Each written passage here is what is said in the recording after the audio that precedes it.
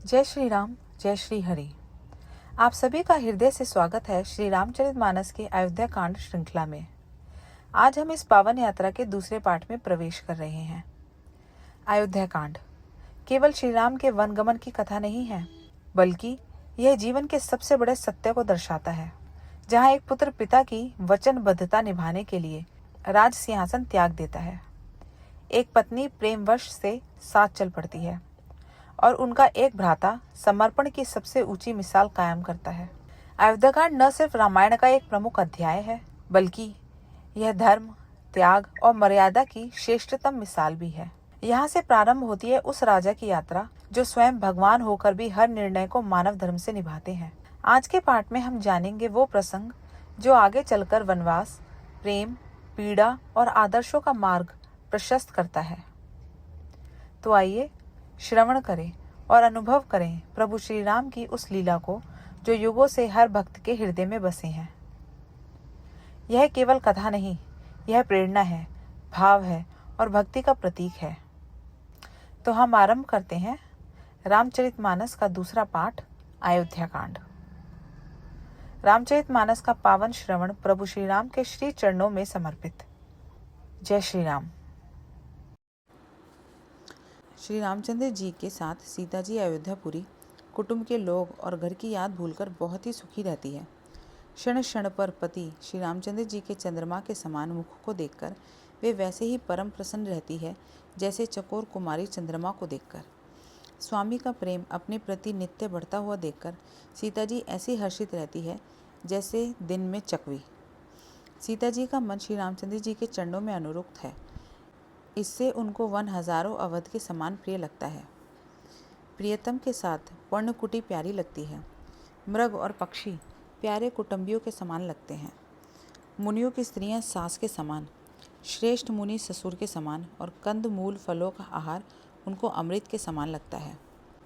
स्वामी के साथ सुंदर साथरी सैकड़ों कामदेव की सेजों के समान सुख देने वाली है, जिनके देखने मात्र से जीव लोकपाल हो जाते हैं। उनको कहीं भोग विलास मोहित कर सकते हैं? जिन श्री रामचंद्र जी का स्मरण करने से ही भक्तजन तमाम भोग विलास को तिनके के समान त्याग देते हैं, उन श्री रामचंद्र जी की प्रिय पत्नी और जगत की माता सीता जी के लिए यह कुछ भी आश्चर्य नहीं है। सीता जी और लक्ष्मण जी को जिस प्रकार सुख मिले, श्री रघुनाथ जी वही करते और वही कहते हैं। भगवान प्राचीन कथाएं और कहानियाँ कहते हैं और लक्ष्मण जी तथा सीता जी अत्यंत सुख मानकर सुनते हैं। जब जब श्री रामचंद्र जी अयोध्या की याद करते हैं, तब तब उनके नेत्रों में जल भर आता है। माता पिता, कुटुंबियों और भाइयों तथा भरत के प्रेम, शील और सेवा भाव को याद करके कृपा के समुद्र प्रभु श्री रामचंद्र जी दुखी हो जाते हैं, किंतु फिर कुछ समय समझकर धीरज धारण कर लेते हैं। श्री रामचंद्र जी को दुखी देखकर सीता जी और लक्ष्मण जी भी व्याकुल हो जाते हैं, जैसे किसी मनुष्य की परछाई उस मनुष्य के समान ही चेष्टा करती है। तब धीर, कृपालु और भक्तों के हृदय को शीतल करने के लिए चंदन रूप रघुकुल के आनंदित करने वाले श्री रामचंद्र जी प्यारी पत्नी और भाई लक्ष्मण की दशा देखकर कुछ पवित्र कथाएं कहने लगते हैं, जिन्हें सुनकर लक्ष्मण जी और सीता जी सुख प्राप्त करते हैं। दोहा। रामू लखन सीता सहित सोहत परन निकेत, जिमी बासव बस अमरपुर सची जयंत समेत। लक्ष्मण जी और सीता जी सहित श्री रामचंद्र जी पर्णकुटी में ऐसे सुशोभित हैं जैसे अमरावती में इंद्र अपनी पत्नी शची और पुत्र जयंत सहित बसता है। प्रभु श्री रामचंद्र जी सीता जी और लक्ष्मण जी की कैसी संभाल रखते हैं, जैसे पलके नेत्रों के गोलकों की। इधर लक्ष्मण जी श्री सीता जी और श्री रामचंद्र जी की ऐसी सेवा करते हैं जैसे अज्ञानी मनुष्य शरीर की करते हैं। पक्षी, पशु, देवता और तपस्वियों के हितकारी प्रभु इस प्रकार सुखपूर्वक वन में निवास कर रहे हैं। तुलसीदास जी कहते हैं, मैंने श्री रामचंद्र जी का सुंदर वन गमन कहा, अब जिस तरह सुमंत्र अयोध्या में आए वह सुनो। प्रभु श्री रामचंद्र जी को पहुंचाकर जब निषादराज लौटा, तब आकर उसने रथ को मंत्री सही देखा। मंत्री को व्याकुल देखकर निषाद को जैसा दुख हुआ वह कहा नहीं जाता। निषाद को अकेले आया देखकर सुमंत्र हा राम, हा राम, हा सीते, हा लक्ष्मण पुकारते हुए बहुत व्याकुल होकर धरती पर गिर पड़े। घोड़े दक्षिण दिशा की ओर देख देख कर हिनहिनाते हैं, मानो बिना पंख के पक्षी व्याकुल हो रहे हों। वे न तो घास चरते हैं, न तो पानी पीते हैं, केवल आंखों से जल बहा रहे हैं। श्री रामचंद्र जी के घोड़ों को इस दशा में देखकर सब निषाद व्याकुल हो गए। तब धीरज धरकर निषादराज कहने लगे, हे सुमंत्र जी, अब विषाद को छोड़िए। आप पंडित और परमार्थ के जानने वाले हैं। विधाता को प्रतिकूल जानकर धैर्य धारण कीजिए। कोमल वाणी से भांति भांति की कथाएं कहकर निषाद ने जबरदस्ती लाकर सुमंत्र को रथ पर बैठाया, परंतु शोक के मारे वे इतने शिथिल हो गए कि रथ को हाँक नहीं सकते। उनके हृदय में श्री रामचंद्र जी के विरह की बड़ी तीव्र वेदना है। घोड़े तड़फड़ाते हैं और रास्ते पर नहीं चलते, मानो जंगली पशु लाकर रथ में जोत दिए गए। वे श्री रामचंद्र जी के वियोगी घोड़े कभी ठोकर खाकर गिर पड़ते हैं, कभी घूमकर पीछे की ओर देखने लगते हैं। वे तीक्ष्ण दुख से व्याकुल हैं। जो कोई राम, लक्ष्मण या जानकी का नाम ले लेता है, घोड़े ही ही कर कर उसकी ओर प्यार से देखने लगते हैं। घोड़ों की विरह दशा कैसे कही जा सकती है। वे ऐसे व्याकुल हैं जैसे मणि के बिना सांप व्याकुल होता है। दोहा। भयउ निषादु विषाद बस, देखत सचिव तुरंग, बोली सुसेवक चारी तब, दिए सारथी संग। मंत्री और घोड़ों की यह दशा देखकर निषादराज विषाद के वश हो गया। तब उसने अपने अपने 4 उत्तम सेवक बुलाकर सारथी के साथ कर दिए। निषादराज गुह सारथी सुमंत्र जी को पहुंचाकर लौटा। उसके विरह और दुख का वर्णन नहीं किया जा सकता। वे चारों निषाद रथ लेकर अवध को चले।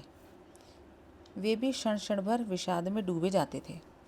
व्याकुल और दुख से दीन हुए सुमंत्र जी सोचते हैं कि श्री रघुवर के बिना जीने को धिक्कार है। आखिर यह अधम शरीर रहेगा तो है ही नहीं। अभी श्री रामचंद्र जी के बिछुड़ते ही छूटकर इसने यश क्यों नहीं ले लिया। ये प्राण अपयश और पाप के भाड़े हो गया। अब ये किस कारण कूच नहीं करते। हाय नीच मन, मौका चूक गया। अब भी तो हृदय के 2 टुकड़े नहीं हो जाते। सुमंत्र हाथ मल मल कर और सिर पीट पीट कर पछताते हैं, मानो कोई कंजूस धन का खजाना खो बैठा हो।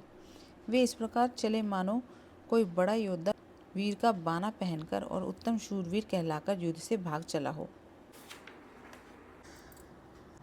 जैसे कोई विवेकशील, वेद का ज्ञाता, साधु सम्मत आचरणों वाला और उत्तम जाति का ब्राह्मण धोखे से मदिरा पी ले और पीछे पछतावे, उसी प्रकार मंत्री सुमंत्र सोच कर रहे हैं।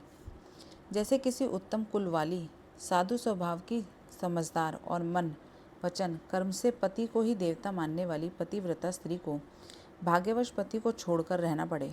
उस समय उसके हृदय में जैसा भयानक संताप होता है, वैसे ही मंत्री के हृदय में हो रहा है।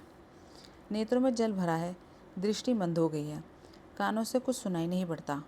व्याकुल हुई बुद्धि बेठी खाने हो रही है, ओठ सूख रहे हैं, मुंह में लाठी लग गई है। किंतु ये सब मृत्यु के लक्षण हो जाने पर भी प्राण नहीं निकलते, क्योंकि हृदय में अवध रूपी किवाड़ लगे हैं। सुमंत्र जी के मुख का रंग बदल गया है, जो देखा नहीं जाता।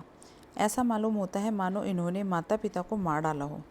उनके मन में राम वियोग रूपी हानि का महान ग्लानि छा रही है। जैसे कोई पापी मनुष्य नरक को जाता हुआ रास्ते में सोच कर रहा हो। मुंह से वचन नहीं निकलते। हृदय में पछताते हैं कि मैं अयोध्या में जाकर क्या देखूंगा। श्री रामचंद्र जी से शून्य रथ को जो भी देखेगा, वही मुझे देखने में संकोच करेगा। दोहा। धाई पूछी हहीं मोही, जब बिकल नगर नर नारी, उतरू देव मैं सबही तब, हृदय ब्रजू बैठारी। नगर के सब व्याकुल स्त्री पुरुष जब दौड़कर मुझसे पूछेंगे, तब मैं हृदय पर वज्र रखकर सबको उत्तर दूंगा। जब दीन दुखी सब माताएं पूछेंगी, तब हे विधाता मैं उन्हें क्या कहूँगा। जब लक्ष्मण जी की माता मुझसे पूछेंगी, तब मैं उन्हें कौन सा सुखदायी संदेशा दूंगा। श्री राम जी की माता जब इस प्रकार दौड़ी आवेंगी जैसे नई ब्याही हुई गौ बछड़े को याद करके दौड़ी आती है, तब उनके पूछने पर मैं उन्हें यह उत्तर दूंगा कि श्री राम लक्ष्मण सीता वन को चले गए। जो भी पूछेगा उसे यह उत्तर देना पड़ेगा। हाय, अयोध्या जाकर अब मुझे यही सुख लेना है। जब दुख से दीन महाराज, जिनका जीवन श्री रघुनाथ जी के ही अधीन है, मुझसे पूछेंगे, तब मैं कौन सा मुँह लेकर उन्हें उत्तर दूंगा कि मैं राजकुमारों को कुशलपूर्वक पहुँचाया आया हूँ। लक्ष्मण, सीता और श्री राम का समाचार सुनते ही महाराज तिनके की तरह शरीर को त्याग देंगे। प्रियतम रूपी जल के बिछुड़ते ही मेरा हृदय कीचड़ की तरह फट नहीं गया। इससे मैं जानता हूँ कि विधाता ने मुझे यह यातना शरीर ही दिया है। सुमंत्र इस प्रकार मार्ग में पछतावा कर रहे थे। इतने में ही रथ तुरंत तमसा नदी के तट पर आ पहुंचा। मंत्री ने विनय करके चारों निषादों को विदा किया। वे विषाद से व्याकुल होते हुए सुमंत्र के पैरों पड़कर लौटे। नगर में प्रवेश करते मंत्री ऐसे सकुचाते हैं मानो गुरु ब्राह्मण या गौ को मारकर आए हों। सारा दिन एक पेड़ के नीचे बैठकर बिताया। जब संध्या हुई तब मौका मिला। अंधेरा होने पर उन्होंने अयोध्या में प्रवेश किया और रथ को दरवाजे पर ही खड़ा करके वे महल में घुसे। जिन जिन लोगों ने यह समाचार सुन पाया वे सभी रथ देखने को राजद्वार पर आए। रथ को पहचानकर और घोड़ों को व्याकुल देखकर उनके शरीर ऐसे गले जा रहे हैं जैसे घाम में ओले। नगर के स्त्री पुरुष कैसे व्याकुल हैं जैसे जल के घटने पर मछलियाँ। दोहा। सचिव आगमनु सुनत सबु, विकल भयउ रनिवासु, भवनु भयंकरु लाग तेहि, मानहु प्रेत निवासु। मंत्री का आना सुनकर सारा रनिवास व्याकुल हो गया। राजमहल उनको ऐसा भयानक लगा मानो प्रेतों का निवास स्थान हो। अत्यंत आर्त होकर सब रानियां पूछती हैं, पर सुमंत्र को कुछ उत्तर नहीं आता। उनकी वाणी विकल हो गई है। न कानों से कुछ सुनाई पड़ता है और न आँखों से कुछ सूझता है। वे जो भी सामने आता है उससे पूछते हैं, कहो राजा कहाँ है। दासियां मंत्री को व्याकुल देखकर उन्हें कौशल्य जी के महल में लिवा लाई। सुमंत्र ने जाकर वहाँ राजा को कैसे देखा मानो बिना अमृत का चंद्रमा हो। राजा आसन, शैया और आभूषणों से रहित बिल्कुल मलिन पृथ्वी पर पड़े हुए हैं। वे लंबी सांसें लेकर इस प्रकार सोच करते हैं मानो राजा ययाति स्वर्ग से गिरकर सोच कर रहे हों। राजा क्षण क्षण में सोच से छाती भर लेते हैं। ऐसी विकल दशा है मानो संपाति पंखों के जल जाने पर गिर पड़ा हो। राजा राम राम, हाँ स्नेही प्यारे राम कहते हैं, फिर हाँ राम, हाँ लक्ष्मण, हाँ जानकी ऐसा कहने लगते हैं। मंत्री ने देखकर जय जीव कहकर दंडवत प्रणाम किया। सुनते ही राजा व्याकुल होकर उठे और बोले, सुमंत्र कहो राम कहाँ हैं। राजा ने सुमंत्र को हृदय से लगा लिया मानो डूबते हुए आदमी को कुछ सहारा मिल गया हो। मंत्री को स्नेह के साथ प्यास बैठाकर नेत्रों में जल भरकर राजा पूछने लगे, हे मेरे प्रेमी सखा, श्री राम की कुशल कहो। बताओ श्री राम, लक्ष्मण और जानकी कहाँ हैं। उन्हें लौटा लाए हो कि वे वन को चले गए। यह सुनते ही मंत्री के नेत्रों में जल भर आया। शोक से व्याकुल होकर राजा फिर पूछने लगे, सीता, राम और लक्ष्मण का संदेशा तो कहो। श्री रामचंद्र जी के रूप, गुण, शील और स्वभाव को याद कर करके राजा हृदय में सोच करते हैं। तो चलिए दोस्तों, आज का पावन पाठ यहीं संपन्न होता है। श्री रामचरितमानस के अयोध्या कांड में आज हमने उस भावभूमि को महसूस किया जहाँ धर्म, प्रेम और त्याग की गहराई छुपी है। प्रभु श्री राम का जीवन हमें सिखाता है कि सच्चा धर्म कठिन परिस्थितियों में भी मर्यादा का पालन करना है। कल के पाठ में हम आगे बढ़ेंगे और जानेंगे उन घटनाओं को जो प्रभु श्री राम के वन गमन की ओर ले जाती हैं। अगर आपको यह पाठ श्रवण करके शांति और भक्ति की अनुभूति हुई हो तो कृपया वीडियो को लाइक करें, शेयर करें और चैनल को सब्सक्राइब करना ना भूलें। रामचरितमानस का यह पाठ आपके जीवन में मंगल और सकारात्मक ऊर्जा लाए। अंत में रामलला के चरणों में कोटि कोटि नमन। सीताराम का स्मरण करते रहें और जुड़े रहें इस भक्ति यात्रा में। जय श्री राम, जय श्री हरि।